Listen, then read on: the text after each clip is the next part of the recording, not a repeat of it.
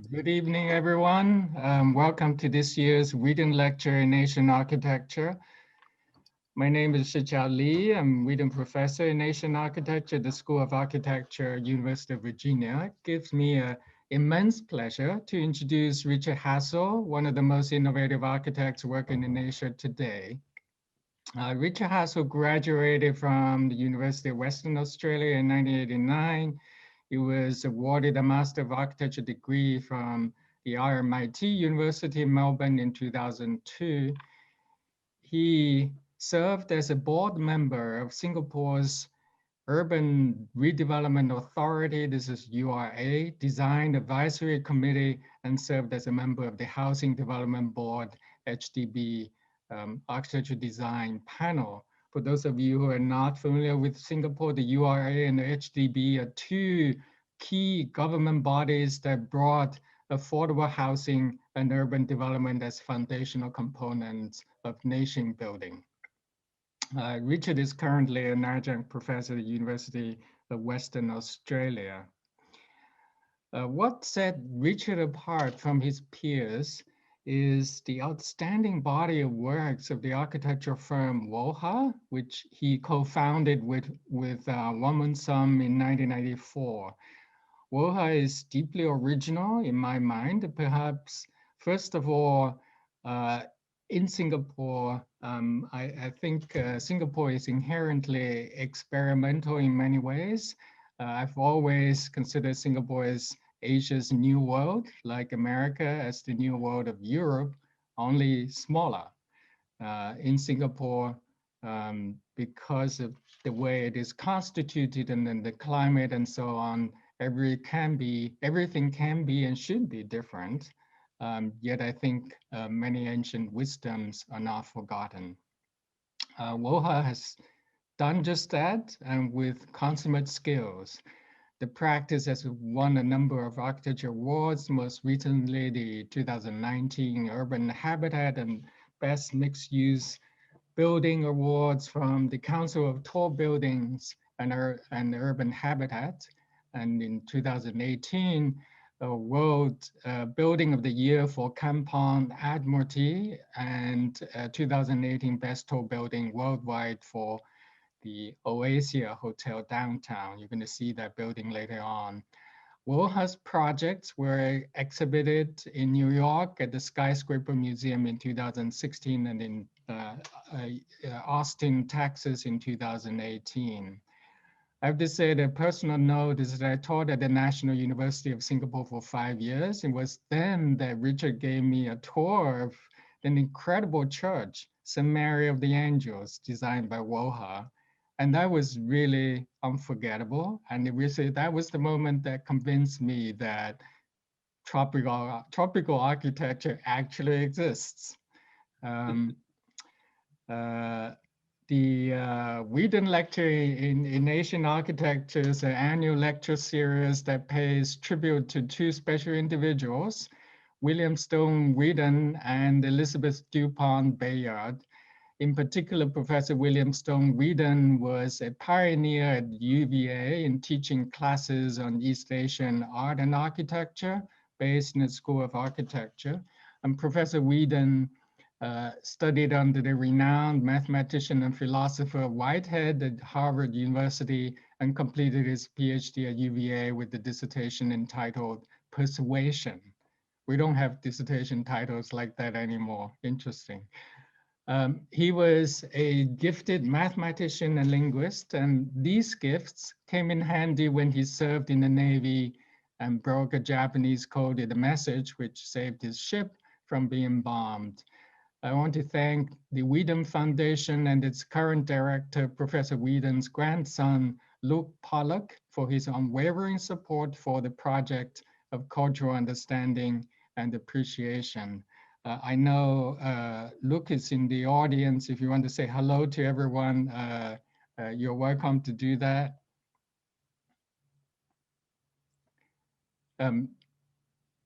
Otherwise, I want to continue that Professor Whedon embodied that spirit of cultural understanding and appreciation. More than ever, we need humility and empathy in our age of culture wars. With this introduction, I would like to hand over the screen to Richard. And Richard is joining us from Singapore, which is technically tomorrow, 8 a.m.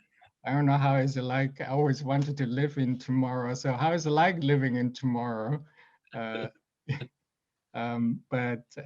Whatever it is, I want to thank you very much for taking the time to share your wonderful work with us. Richard. Thanks, Xichao, and thanks to the Whedon Foundation for the opportunity to share some of our thoughts with you. I'll start straight away with sharing my screen. Yeah, so this lecture is called Form Follows Systems, and this is a sort of phrase we've settled on the last couple of years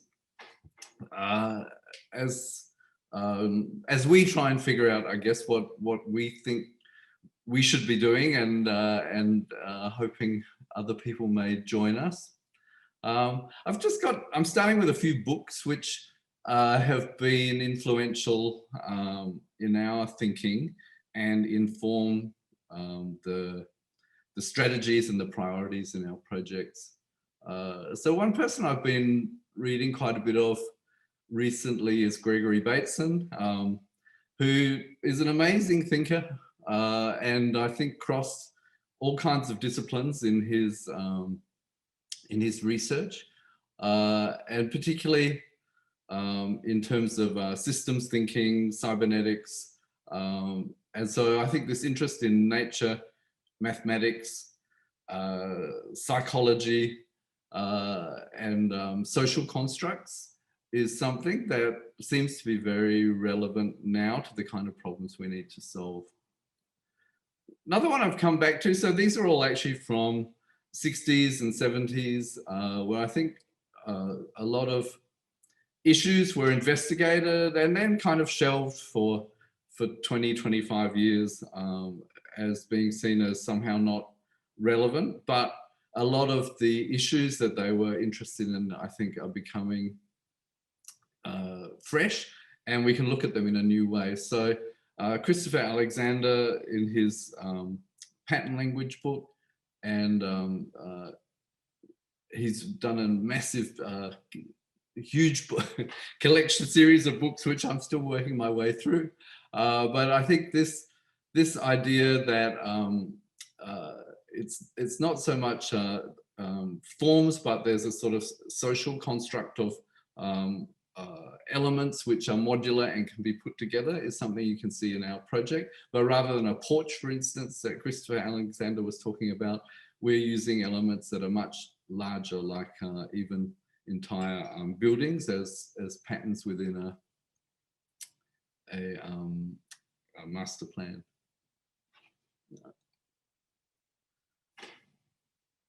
This book is a beautiful book, which I just love, but really interesting in terms of its social visual anthropology. So looking at patterns that cross between cultures and things that arose many times. So ideas about there's sort of basic things within us as humans that we share and arise time and time again. Interestingly, the title is a quote from Gregory Bateson. And I think we're always looking for these patterns that connect, but maybe now there's sort of urban patterns or architectural patterns that we can use. Another one with patterns, so very pattern heavy in terms of titles, but this one is actually a really interesting book looking at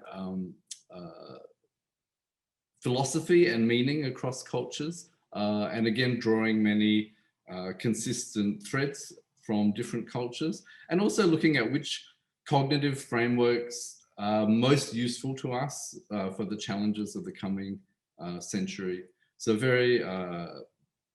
I found it very useful, especially with my understanding of cultures in Asia, particularly Chinese philosophy from this book, and very interesting to see the flows and connections through history. I think most people are very aware of this book, but I do think it's a great sort of overview of many issues that again creates a sort of framework for putting cross-disciplinary thinking in a way that you can draw meaningful and useful strategies from it. This book is very important, I think, especially for our practice. So starting to look at systems, a systems view of life, and how, if we think of architecture and urbanism as part of a system, you get quite a different outcome from thinking of it as a standalone object. This book also very interesting about the impact of scale. Also something that, as we practice across different scales, we find the insights very good. Triumph for the city, just in terms of like, we do a lot of work in high density situations and very large cities. And so there's always, you know, this question, are cities the right way to go, or do they make sense? So this book does a lot towards making arguments for why cities are actually a good thing generally. Within all these things, so thinking about systems, we're also as architects very much part of the economic system.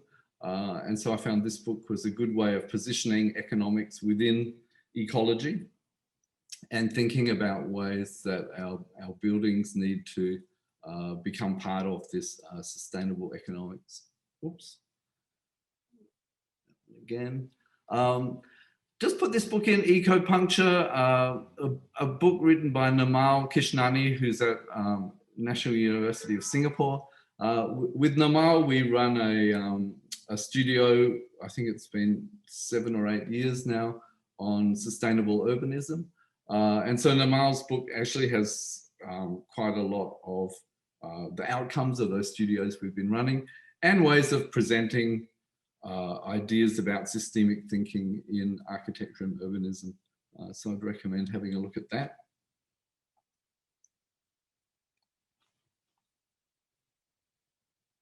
And this is just a quote from Fridtjof Capra's book, but I thought it was worth going through it. It's quite a, I guess, a statement that really resonates with us and informs the way we think. So study of matter begins with the question, what is it made of? This leads to the notions of fundamental elements, building blocks, to measuring and quantifying. The study of form asks, what is the pattern? And that leads to the notions of order, organization, and relationships. Instead of quantity, it involves quality. Instead of measuring, it involves mapping. These are two very different lines of investigation that have been in competition with one another throughout our scientific and philosophical tradition. Sorry, it's early in the morning. For most of the time, the study of matter, of quantities and constituents has dominated. But every now and then, the study of form, of patterns and relationships came to the fore. It is also worth noting that ancient Chinese philosophy and science were always more concerned with the interrelations between things than with their reduction to a fundamental substance. In the words of the distinguished sinologist, Joseph Needham, while European philosophy tended to find reality in substance, Chinese philosophy tended to find it in relation. The reason I find this really useful, I think, is because working in Singapore, but having grown up in Australia, I'm sort of constantly feeling this difference between what modes of thinking and ways of analyzing things. And I think the 20th century was really a culmination of modernist thinking, which I think was really about the fundamental elements, building blocks, measuring and quantifying. And I think as we move into the 21st century and we have to solve a whole lot of problems that this way of thinking have created in terms of us not being in balance with nature, or in terms of us being so individualized and separated into building blocks that we can no longer work together, that I think this figuring out ways of making patterns that are very productive, of relationships that are more than zero sum, but a win-win, is really important. So we published our own book in 2016, which summarized maybe the last 10 years of our thinking. And I'll just share a little bit about that now. So it was called Garden City, Megacity, Rethinking Cities for the Age of Global Warming. And we tried to make it a book, not like a monograph of projects, but a book of strategies. The reason we thought it was important is that buildings do count for 40% of global energy consumption, and cities account for 75% of emissions. And by 2050, 70% of the world's population will live in cities. So cities are really both the problem and the solution to our future.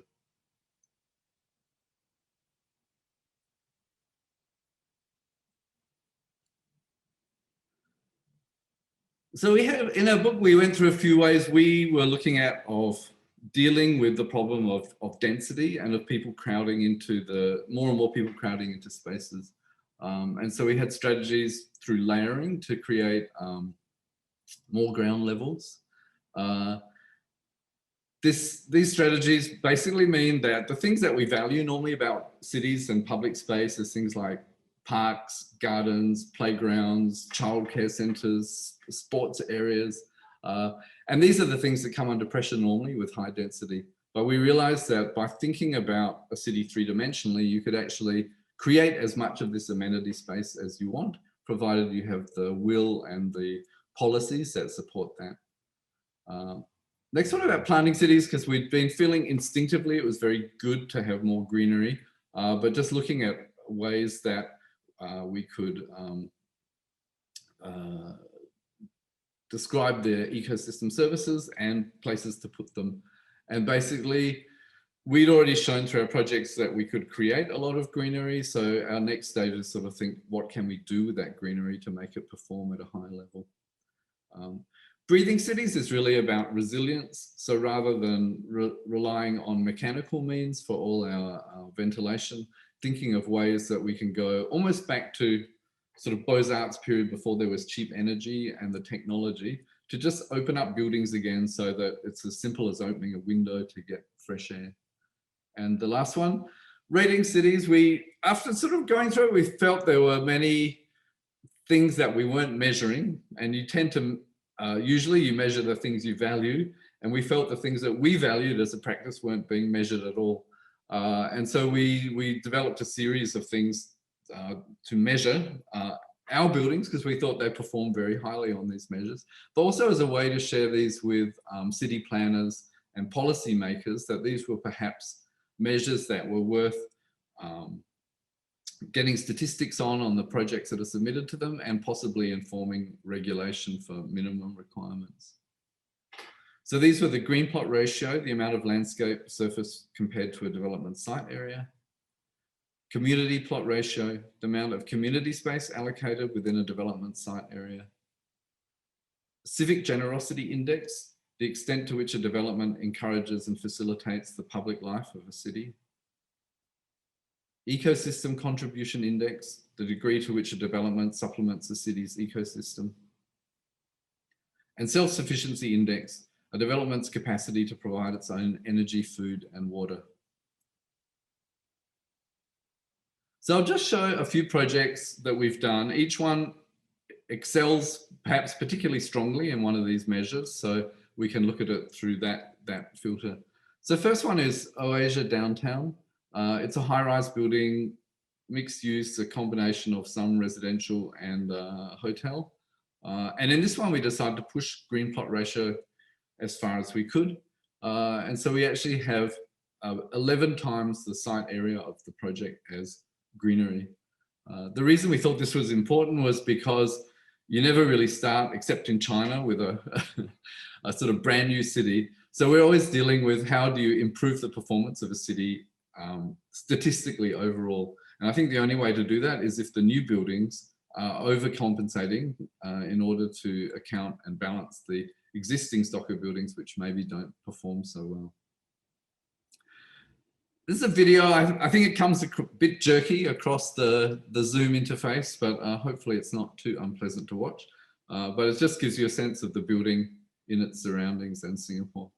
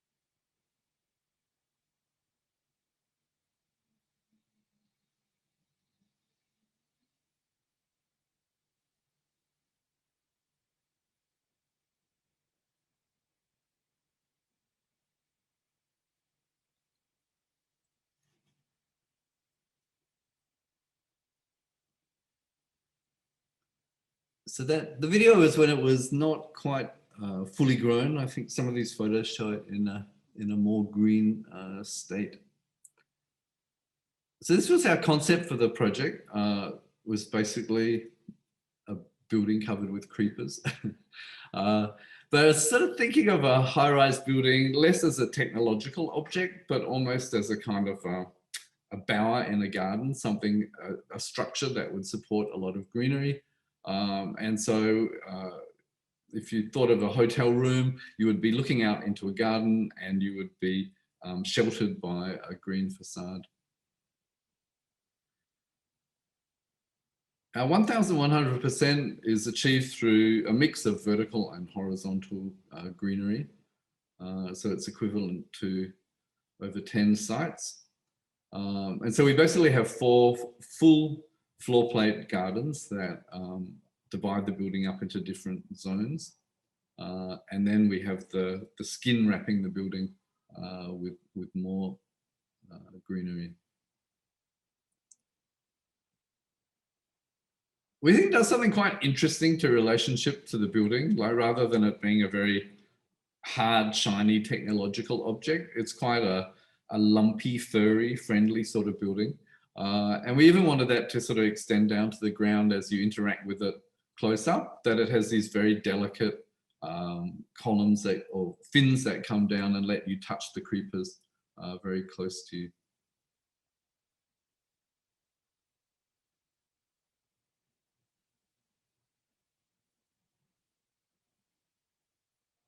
It also does a very interesting thing in terms of your relationship to your neighbors and how overlooked and how exposed you feel in the city. By having this in-between zone where there's nature, it gives your eye something to rest on. It also gives your neighbors something to look at. And you sort of end this confrontational approach where you're just staring at people from one window to another.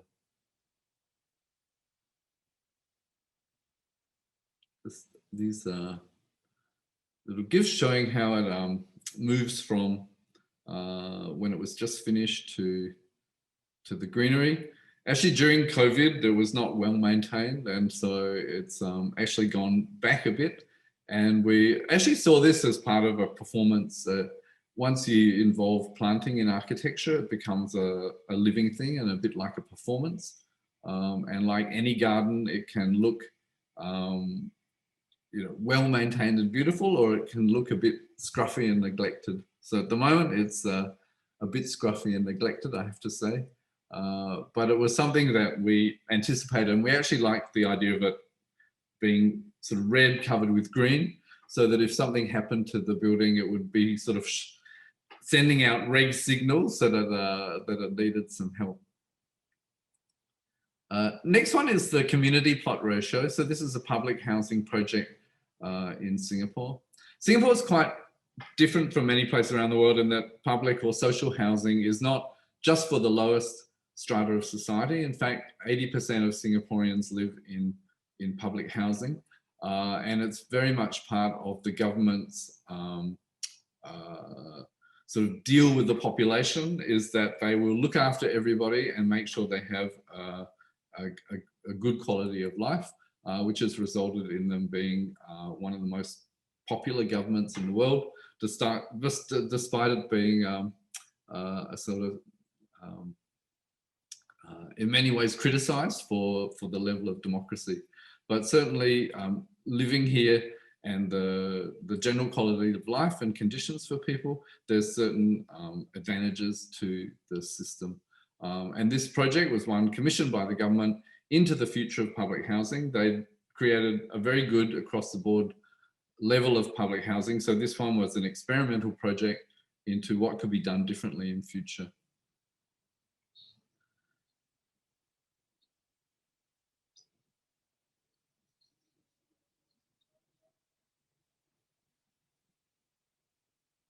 So unlike many social housing projects around the world, in Singapore, people buy their property. So they're basically controlled in terms of the land value and in terms of the selling price to make sure it is affordable for a young working couple that they can buy their own home. And what we thought would be interesting was to this sort of social compact that it's about building happy, livable communities. A real key to this would be social space within the high-rise. And social space in high-rise is actually quite difficult because social space is something that's very horizontal by nature, and high-rise buildings are typically vertical. So in this project, we linked up the towers to create expanses of horizontal space.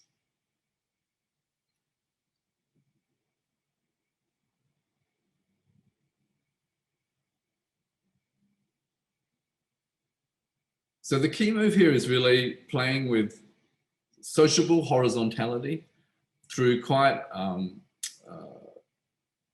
in a way, almost brutal vertical provision of number of houses. So there's actually 960 apartments in this development.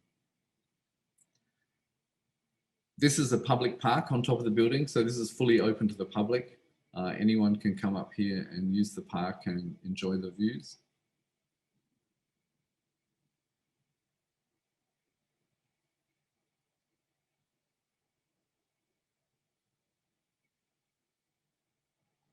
You can see here the solar panels and the water tanks and things on the roof with the park below it.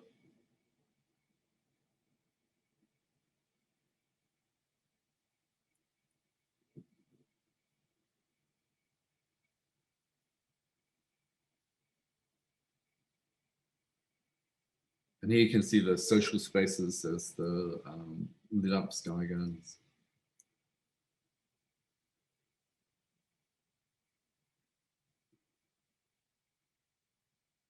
So the basic idea here was, with such a giant development, how do we create a sense of community? How do we create social spaces despite it being a very tall development? So in the end, it was quite a basic idea. We also didn't have a big budget, so the whole thing had to be done within the public housing budget. And so it was really, how do we manipulate the typical apartments and construction techniques to release a spatial diagram that would fulfill this aim. And so what we did, we took a typical point block, which is like 4 apartments or 8 apartments around the core, and we just prized it open as a diamond shape to create a vertical space which every apartment would feel part of. So this basically created what we called a sort of village space with the sky garden down below it. So as you came out of the lift, you looked down into the social space, you could see your neighbors going in and out of their apartments or their kids playing down below. And so rather than 960 apartments, we ended up with 12 villages of 80 apartments each, because we felt 80 apartments was around about the sort of number of households you would be able to remember.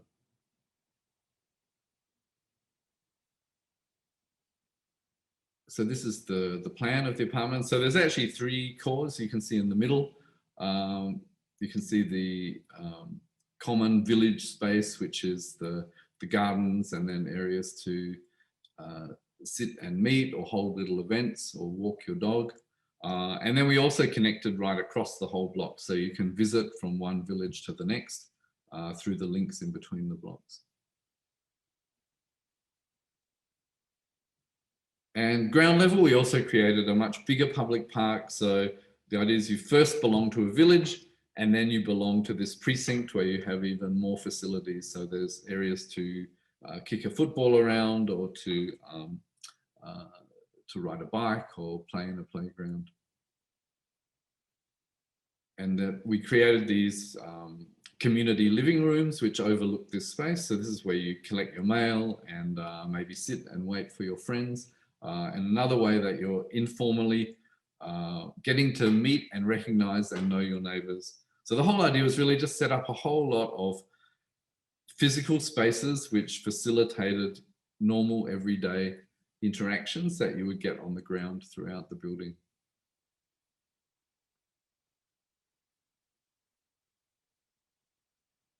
And every public housing development in Singapore has a function pavilion. So here we see a wedding for the Malay community happening in the pavilion, which overlooks the public park as well.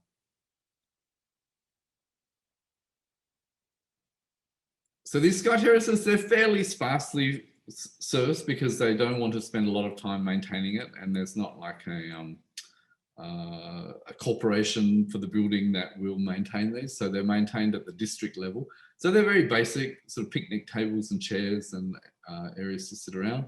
But it's culturally in Singapore, it's quite common to use these spaces. Kids will come and study here to do group studies, or family will pick up food from the hawker centre downstairs and bring it up here and have a meal. And NUS recently did a study. We had a postgraduate student actually investigate this sociability. So it turned out that people in this development knew actually, I think 10 other families compared to about 4 in a typical project. So there was a real sort of documented sociability boost from this form.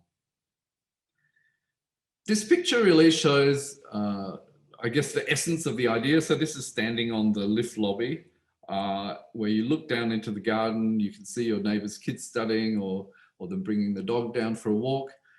You also get to see, when you look up and down, all your other neighbors' front doors. So there is this sort of spatial connection between this group of people.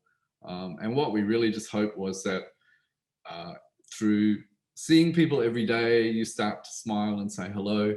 Maybe next time you go on a holiday, you ask if they could feed your dog or water your plants, and just sort of create these opportunities for everyday socializing, which is actually very difficult in a high density, high rise environment. At the same time, there's some really interesting views where you get these sort of quite domestic situation combined with a kind of vertiginous, almost futuristic environment. And we thought this contradiction is actually one of the excitements afforded to you by a sort of high density sociable city. No doubt this residential complex is quite big scale. It's like concrete jungle. But yeah, at the same time, it is quite small scale in the sense that the units are actually housed within certain villages. They're actually connected by all these intermediate sky gardens. It makes us want to not just stay within our homes, okay, but really to spend some time outside to just interact and bond with one another.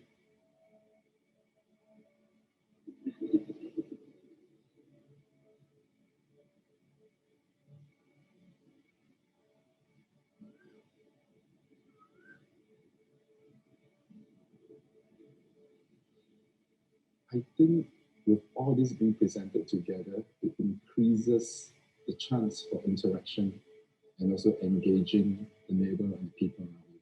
That's something that's lacking around in many parts of Singapore where you are just purely living in an urban jungle. The idea of this building is trying to make it like a kampong style where you really try to meet out each other when you're getting quite late in the night. It's actually very quiet. And the wind is good. So we can have our dinners while enjoying the view over there.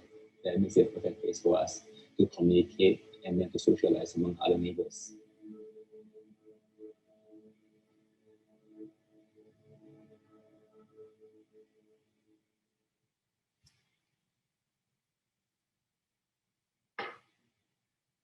Okay, the next project we're using to illustrate the Civic Generosity Index. So this is a hotel project right in the CBD of Singapore. And the civic generosity was really how much a development facilitates the public life of a city and how much of its sort of advantages it will share with its neighbours.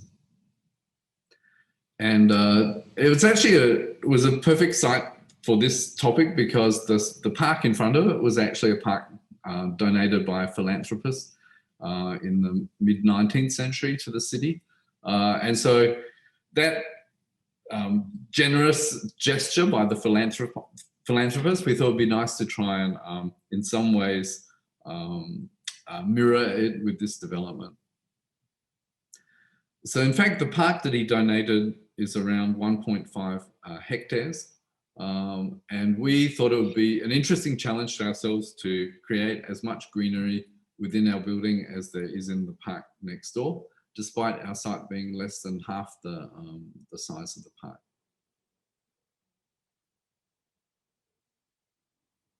So we thought it would be sort of interesting to have a building that was both civic, so it has almost institutional presence to the CBD location facing the park, but also very much like a landscape, and to inhabit this in-between realm where it's both civic building and a kind of wild romantic landscape.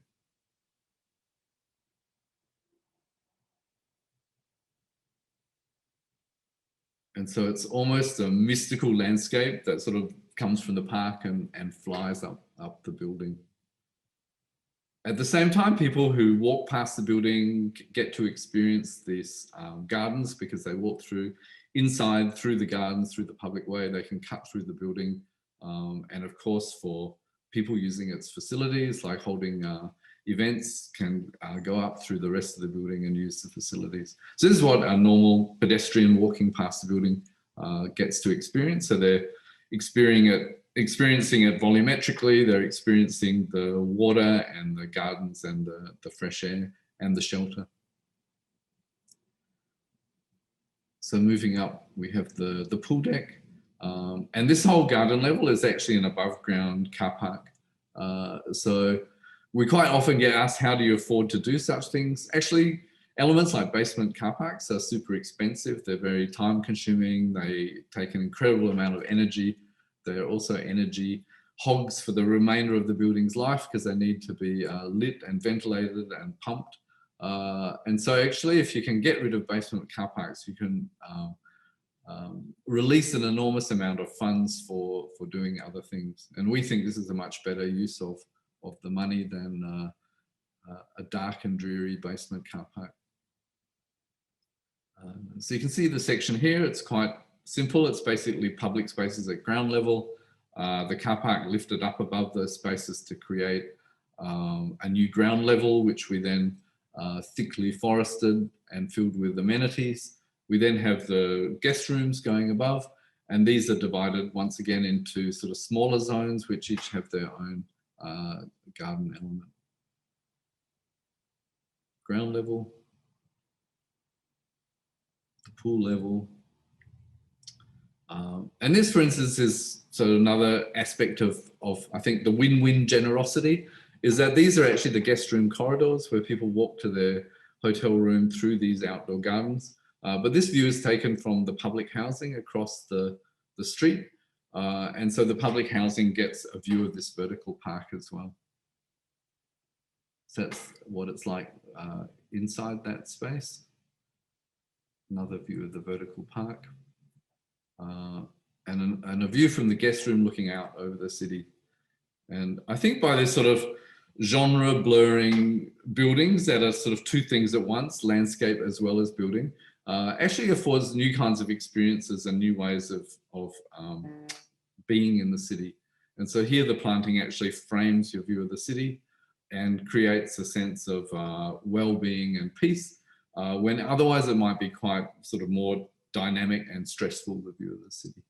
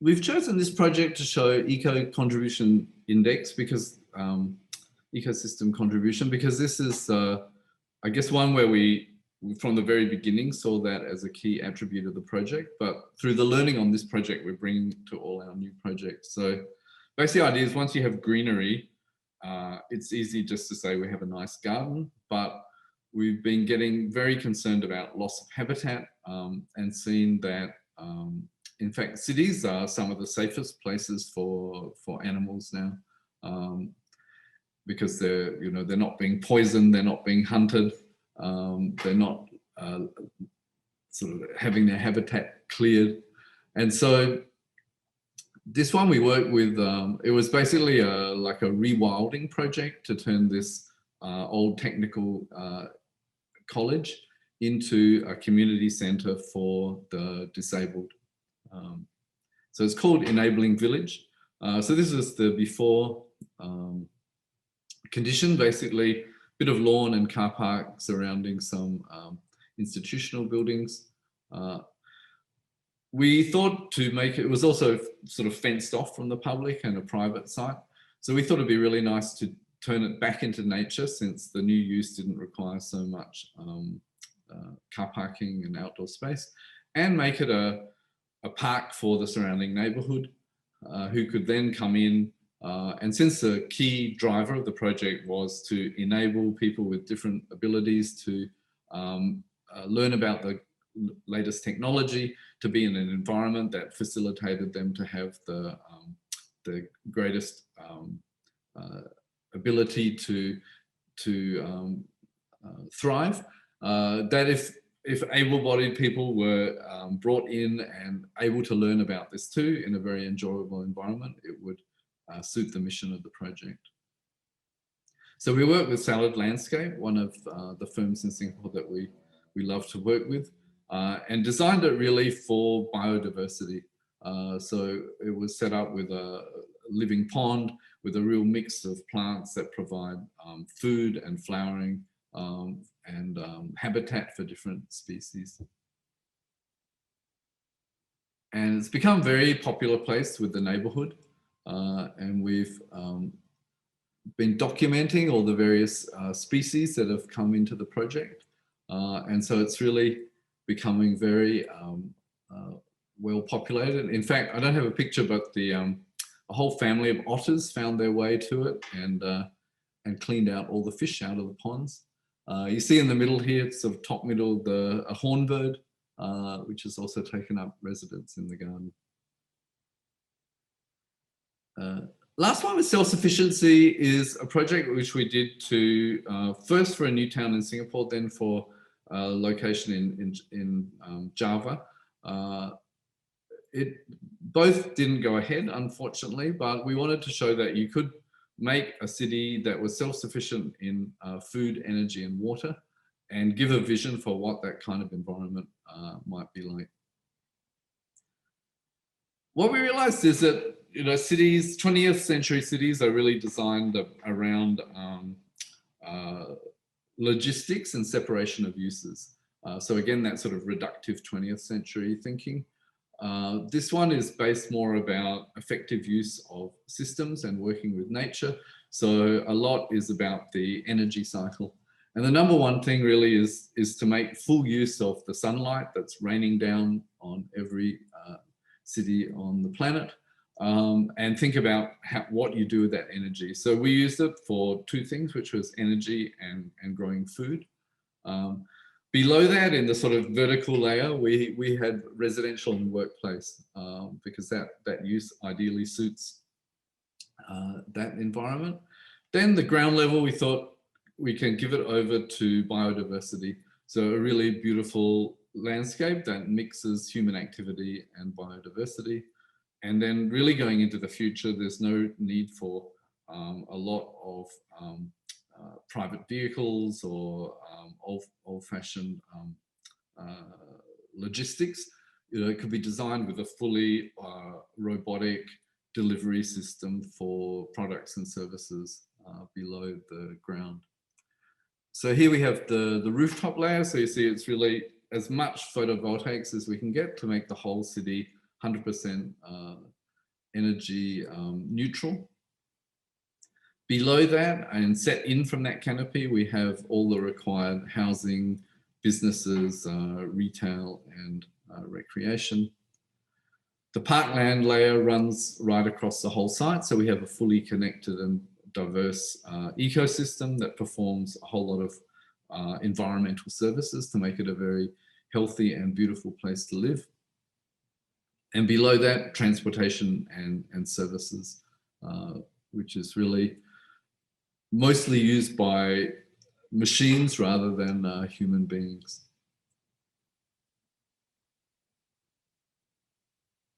You also see here we have it's kind of ruthless from a rooftop point of view, and not at all the idea of the romantic bar chart 20th century city.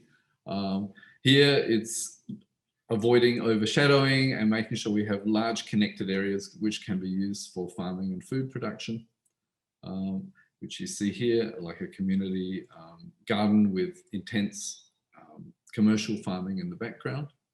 But we thought, is that really such a bad thing?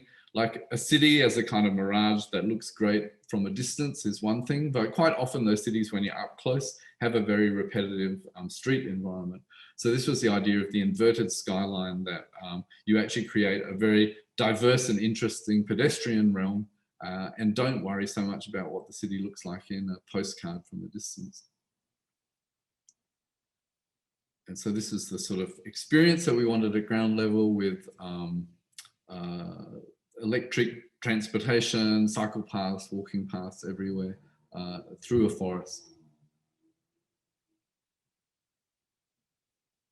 So this project is one, I think, that after doing the book and working through all these designs, these ratios, we had a project which gave us an opportunity to really consciously do a project that scored very highly on all these sectors. So we have a high green plot ratio, very high community plot ratio. It's very generous from a civic point of view. It has a diverse ecosystem, and it has not a fantastic self-sufficiency index as of any project that we've managed to do, but it again consciously moves in that direction. So this is a mixed-use project, combines elderly housing with a medical centre, a library, childcare, elder care, and community spaces.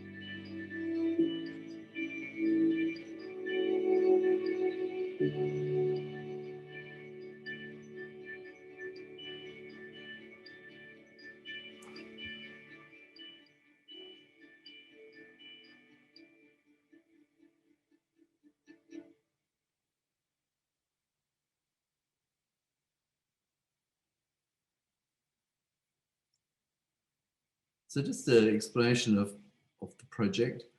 The original brief was to have some separate buildings on a site near the train station, and different ones were controlled by different government agencies. We had a total of 7 different agencies who had space within the development.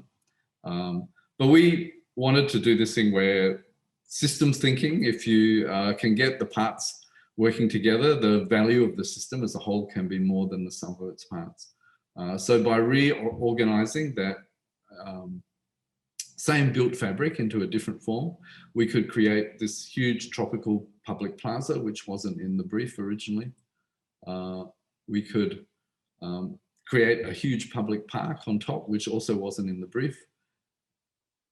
And we thought that would be fantastic for the social housing, so that the elderly people who were eligible for these flats could live in a garden environment. So a diagram about how we redispose these elements. It has quite a sophisticated water cleansing and recirculating system where we use it to water all the plants over and over again, but during storm events, it will exit the site and join the public water supply. We did a study on the species, so compared to an on-the-ground nearby public park, we actually have 50 species compared to 33 on the ground. And that's really because our ecosystem was designed specifically to attract and provide habitat for animals, while the park on the ground was really only designed for people. And this is just some of the various creatures that are inhabiting the project. These are all photos from on site.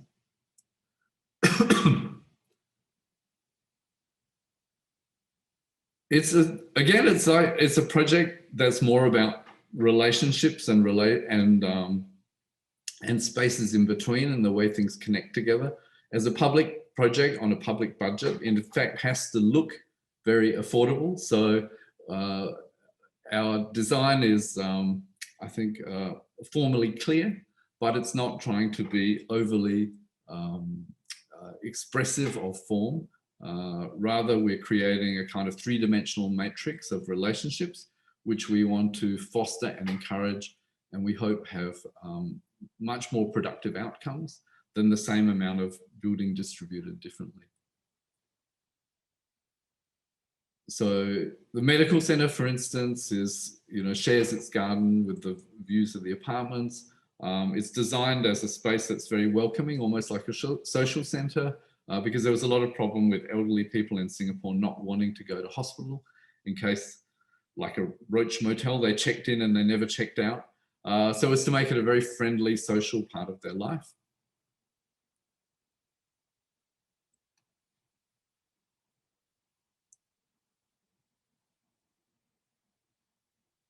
And what you see in the middle is the elder care and childcare. So the idea here was that parents who need help, for instance, elderly parents can be registered with the elderly care, but they also share a space with the kids so that they can play together. This is the public plaza, which was our sort of bonus from the way we organize things. And this has become enormously popular with events happening here. And in fact, I think in terms of saving the government rental on hiring spaces, it paid for itself within the first 6 months. Childcare mixed with elderly care, the community garden. Last one, I just got a couple of projects we'll go through very quickly, but I think Singapore context is highly unusual in that it's quite a strange mix of a very socialist but capitalist government. So I'm showing a couple of projects in Australia which has a much more similar situation to the US for those of you who are in the US. Because a lot of questions we get asked is it doesn't look affordable in a sort of developed Western economy, and whether the projects can work. So the first one is in Queensland, where we applied the principles to a high-rise project. It is in a fairly expensive site on the river in Brisbane, but just here as well, we released the ground plan to the public. So we have cafe and boardwalks and terraces overlooking the water. The apartments on a typical plan sit within gardens and are naturally ventilated and cross-ventilated and quite well separated from their neighbours. There's a lot of thought about civic generosity in the way we opened up views down the street through the public space to the water and the bridge behind. You can see here the public connection and seeing Brisbane's bridge.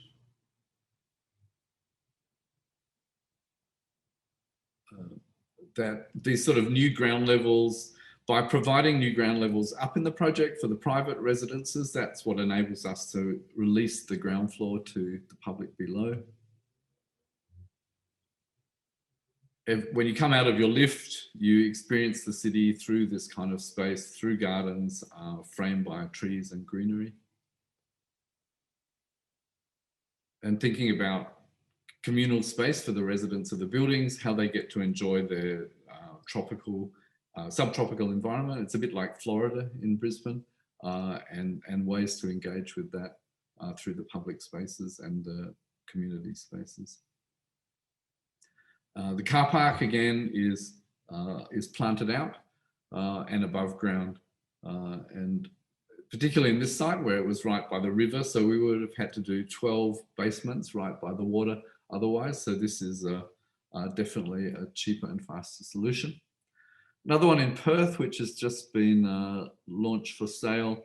I'm from Perth in Western Australia. It's a sort of a Mediterranean climate, cold, wet winters and hot, dry summers. And not very tall. This one's only 13 stories, but also possible within that kind of economy and market. So here we actually separated, it's only 4 apartments per floor. They're separated by gardens, so everyone is almost like a standalone house. And we have a series of terraces and gardens below, which have restaurant, cafe, co-working and community gathering space.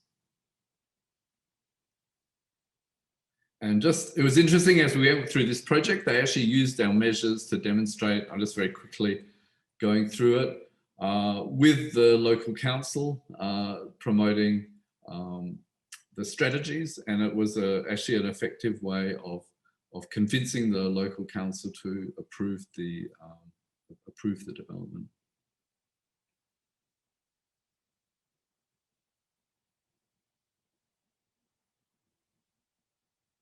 And final one, I think in terms of advocacy, how it can be interesting. So this project in Taiwan actually started in 2012 and was, we were brought to Taiwan by the University of Taichung, who thought our ideas could really have a positive impact on the way Taichung as a city was developing. And so they actually organized to have a very big exhibition of our projects. Actually, the same exhibition that came to the Skyscraper Museum and the Austin Library. So we have all our projects, our models, talking about the principles. And this, the university brought all the city planners here and organized a series of talks and workshops to discuss why this couldn't be done in Taichung under the current planning regulations, and whether the regulations in that case should be changed. Also, they brought in a developer that they thought was friendly to these notions, who became a bit of a sponsor and who sort of volunteered to develop the first project that would demonstrate the principles. So they organized, like there's so many, this is very Taiwanese, so many events with people on stage and smiling and shaking and giving flowers. But it was really effective, and this rolled actually into the developer then running developing a project with us and continuing to use this sort of public education and principle-based approach to the development. So we continued to give talks for the next 5 or 6 years. And then finally, the project that we did was completed. So get very tuned to the Taiwanese situation. Taiwan is a bit like Miami or something in that it has typhoons, hurricanes, and so is subtropical, but can have quite severe weather. So we worked through all those issues. And it was a very successful development for the developer, but I think more importantly, since the 2012, the regulations were amended completely for the city, And Taichung actually took this on as a kind of identity for the city, that they would have these sort of projects. And now over 50 projects are going ahead in Taichung. So it's had quite a transformative effect on the city and the way people think about architecture and the urban environment. And that's the end of, I think I've been talking too long. The end of the presentation. Well, I think I'm, Xichao, shall I step in at this point? Richard, applause is a little bit more difficult in the Zoom context, but thank you. That was just wonderful. So I'm Tim Beatley. I teach in the urban planning department. I've gotten to know these projects over the years, and I've visited most of them, and it's just wonderful work, as you know.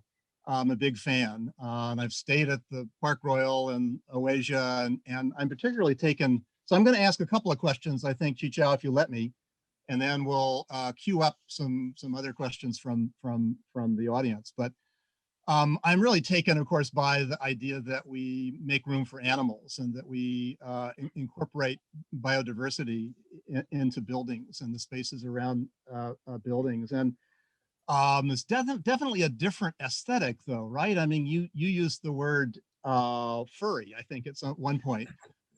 Furry, woolly, organic, blurring the line between, you know, a hard material surface and a living thing. In a way, it's kind of a different aesthetic, right? So I wanted to ask you, I remember interviewing you a couple of years ago when you told me a story about how the architectural community didn't fully embrace this idea. It isn't neat lines and tidy and all of that. And I'm wondering, you know, is that changing? Do you see that as an obstacle?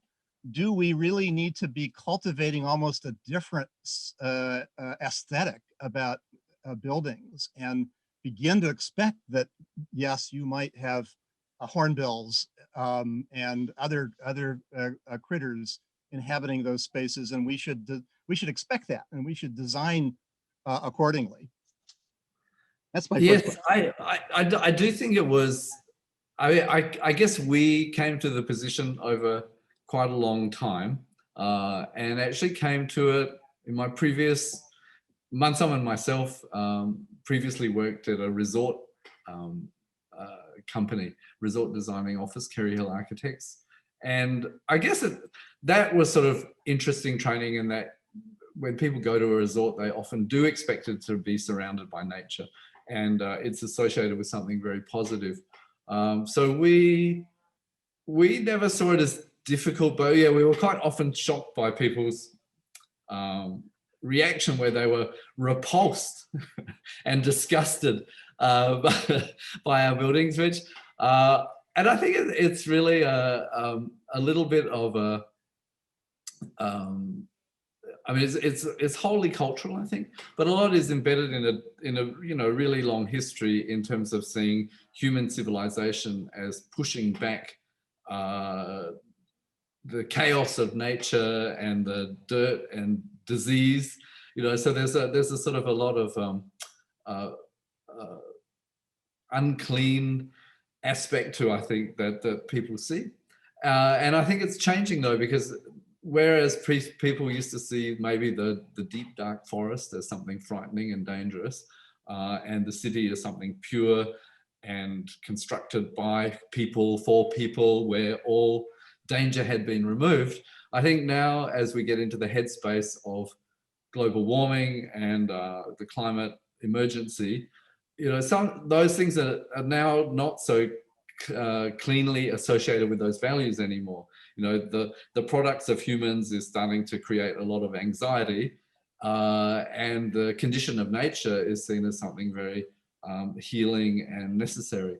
So that shift in perception, I think, is starting to be reflected in the expression of our architecture, you know, as a culture.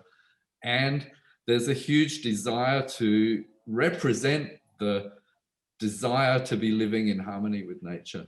And I think it's exciting and interesting, and I think it's an evolving aesthetic, we have come up with, you know, a variety of different ways of expressing this. And I think as more architects start exploring this, this realm, we'll have really interesting new aesthetics and new kinds of environments proposed. So Richard, you were describing how how Singapore itself has been going through a sort of transformation and thinking about nature because of the pandemic, right? The lockdown and the inability to sort of to cut the grass and in Yes. parks, doing all the things they've been doing has led to this sort of wildness maybe, and that folks have begun to appreciate that. And that it comes with birds and butterflies and things that people begin to realize they want.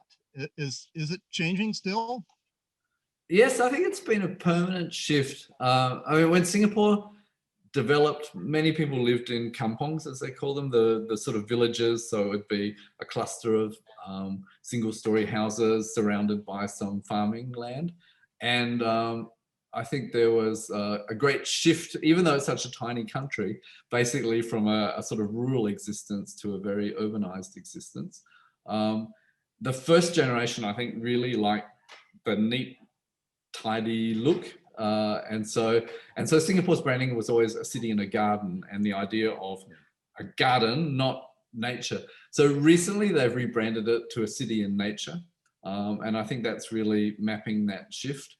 But the pandemic, yeah, because it's been such a groomed city, it's clipped and sprayed and raked, and I mean, it looks amazing, but it's obviously an incredible amount of work. And during the pandemic, the lockdown, there was 3 or 4 months of unrestrained tropical growth, and everyone was taking pictures of the birds and butterflies and posting them on Instagram. And like birding has become this massive hobby now. Like so many people spend all weekend photographing birds, and there was sort of this huge public thing saying, "Don't cut the grass." You know, when the lockdown was over, so many people said, "Stop! It's much better like this." And I think the government was quite happy because it's a lot less work. Obviously, there's things like mosquitoes, dengue fever, for instance, is a disease that's endemic in Singapore, so it needs to be controlled. But there's a very interesting conversation, I think, on how wild the city can go, and starting to measure success in terms of the nature that's coming back and the number of species and habitats around. So we're very excited by that. That's great to hear. If Xu Chao will let me ask one more question, then we can open it up. I see at least one hand up already. And maybe we can actually have folks ask their questions if that's okay. Yeah, let's do that. Okay.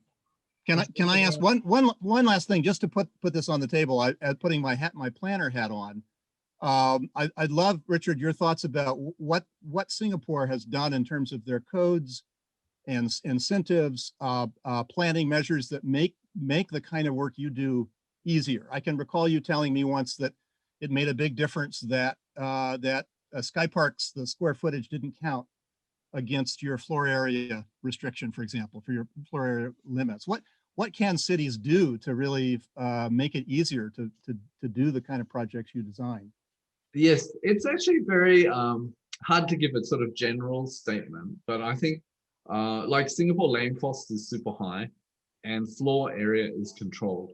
And so those two factors together mean that developers really have to maximize every possible potential square meter in their development, or they won't be able to buy the piece of land if they're only going to use 80% of it and someone else is going to use 100%. The person using 100% will be able to pay more for the land, and so that's the way it will go. So Singapore's big move was basically make these garden areas not considered as floor area. So someone wanting to provide them is not providing them at the expense of saleable area. They're providing them in addition to. And that was really enough in the financial equation to make it worthwhile, because obviously there's marketing and lifestyle and other advantages to providing it. And so, the market here has found a sweet spot where it's possible. I think in other places, even in Australia, in the big cities, for instance, the land price isn't so high. And so it's a bit of a tougher equation. But for instance, in the Brisbane one, there was no limit on height. And they worked with the planning authority on getting some exemptions for these areas. And that was enough to do. It was probably a tougher sell because it's more construction cost related. But now with the two projects going on both sides of Australia, the East and the West, which have quite different economies, I would sort of confidently say it's probably possible to do it in a very high labor cost, high construction cost, medium land cost environment. Great.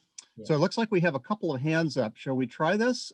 Sid Harth from TU Delft. Are you actually in the Netherlands? Yeah, I'm in the Yeah, Netherlands. it's about 2 in the morning there, isn't it? Yeah, it's 2 in the morning here. Well, welcome. Go ahead and ask your question.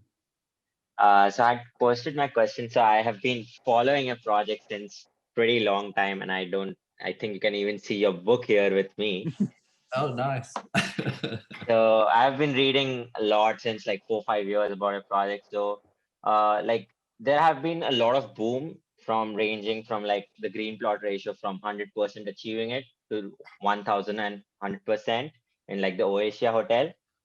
You have also tested your theories in the permeable latticity, where it was like a speculative projects of putting all the project named as MET and just stacking them up and trying all the different strategies together. Is there any next big step, like you achieved from 100 to 1,000%? Is there any next big step in your research or and on your experiments which you want to take it like to the next level? Is there any new developments? We've been mostly interested, I think, in master planning and urban design. So we've done a project recently, which we haven't released yet, but looking at a brownfield site and transforming it over 30 years to 50% green and how that might happen in stages. We're also looking with we've done an ongoing project with the National University of Singapore for 7 or 8 years in terms of a self-sufficient Singapore. So can high density, tiny Singapore shrink its ecological footprint and its food, energy and water to the size of the island. And that's been really interesting because every year we iterate the project, build on the data from the last round, and basically do design studios where projects are seen as contributing to these overall national objectives. So this is something I think that for us is more meaningful. At an architectural project, we can do all kinds of things, but it won't have that cumulative effect that we want. So in terms of the systems thinking, you know, we want to affect the system as a whole. And so we've been really studying that, and including policy actually, because a lot of the time, all this stuff is, you know, completely achievable, even with budgets, but it maybe comes up against a whole lot of regulations or a way the city is already structured and planned, which means it has limited effect. Okay, great. So let's see, we have another hand up, Gufran. Go ahead. Oh, hey everyone. I wasn't expecting you to dial me in. It's 5 a.m. in the morning, just woken up. Oh my goodness. We're in Pakistan. Wow. Absolutely amazing project. I must say, I've been very intrigued with cohabitation recently. And so I've been hunting who've been doing work on these projects. I've recently been practicing, and absolutely amazing work. So I just had a very simple question. You briefly spoke about viruses and diseases that could interfere with the idea of cohabitation. And I just wanted you to know some of the basic strategies, your go-to strategies to combat these. Yes, well, we were quite, you know, we didn't design for the pandemic, but we were happy to see that I think many of our strategies really suited a pandemic or post-pandemic world. For instance, if you think about our public housing project, when you're moving around to get to your home, we still have people getting in the lifts, which I guess is the weak point.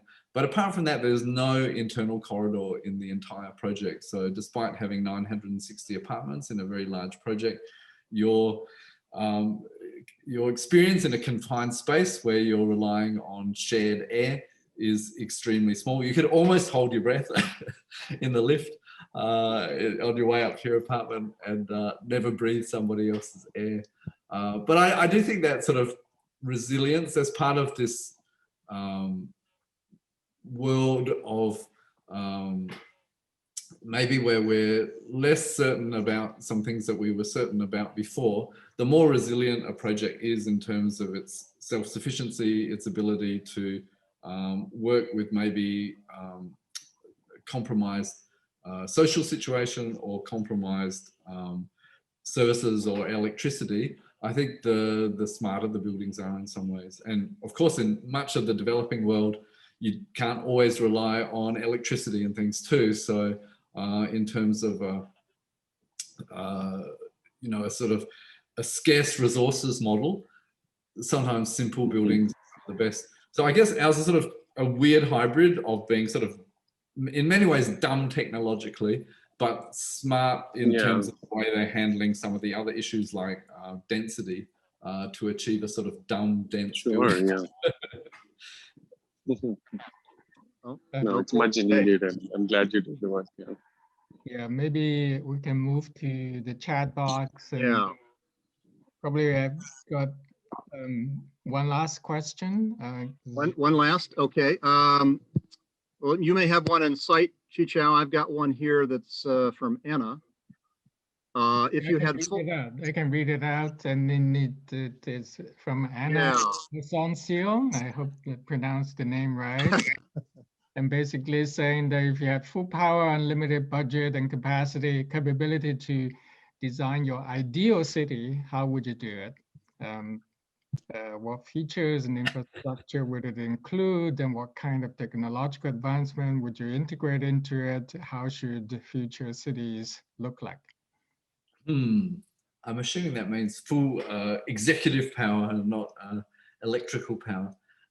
In some ways, I think it's a trick question because I think dealing with architecture, we're always dealing with allocation of resources and political situations. So I think it would be quite frightening if I was the dictator of this country. Who knows what I might do. But I guess it's more, I would like to see a world where it sounds like a bit like I'm Miss World contestant, but where we are living in balance and harmony. And I think there's ways of thinking about that in a very strategic way. So in terms of, I think we measure a lot about economic capital, but we also have social capital and environmental capital. And I think if countries tracked these three measures simultaneously and published them simultaneously, it would be quite interesting to track, you know, that if GDP is going in one direction, where's the environmental capital going in the other? And how are we managing to look after these three things? I think if those three things are all kept in balance, and we would end up with cities that reflected that. They would be very sociable cities. They would be very green and sustainable cities. And they would also be cities that created wealth and enabled people to improve their lives. So that's why I think the systems thinking is quite useful, because I think we can see that it's, you know, sometimes on Instagram I get really appalled by some sort of James Bond fantasy project on a cliff somewhere, because I feel like it's so unmoored from these things that are really important. You know, it's sort of architecture porn. And we should instead be thinking about much more complex relationships between things before we judge something as being a great piece of architecture or not. Sounds good. And for my money, I would put your 5 indexes into all planning codes. So I thought that was a kind of ingenious hack into the planning codes, and that, you know, it certainly deserves a lot more attention. Yeah, actually, we've had some success. We've met with City of London, we've met with the Mayor of Paris, and we've Brisbane City Council have all become quite interested in these. And so I think they're not, you know, suitable just for adoption as they are, but they're good as a provocation to say, why aren't we measuring these things? And if we did, what sort of outcome would we get? So yeah, I think policy, advocacy, and simply measuring things we think are important are super important to the future of cities. Absolutely. Yeah, I think it's really interesting, even as, you know, they are as provocative measures. You know, I think it really makes us think a lot more about what cities are for, you know, at a very fundamental level. All right, okay, we're really getting very late, and thank you so much for staying up early, staying up late, and I think, and this is really an audience coming from all over the world, and it's incredible that we can do this. And the recording is available now on YouTube, and check Sneha's link that's in the chat box. And if you missed the details, and you can certainly watch the recording again. Thank you so much. Thank you, Richard. It's a pleasure. A great pleasure to have you. And thanks, Richard. Thanks, Tim. Thank you so Thanks, much. Richard. Thank you, Richard, for coming. Wonderful.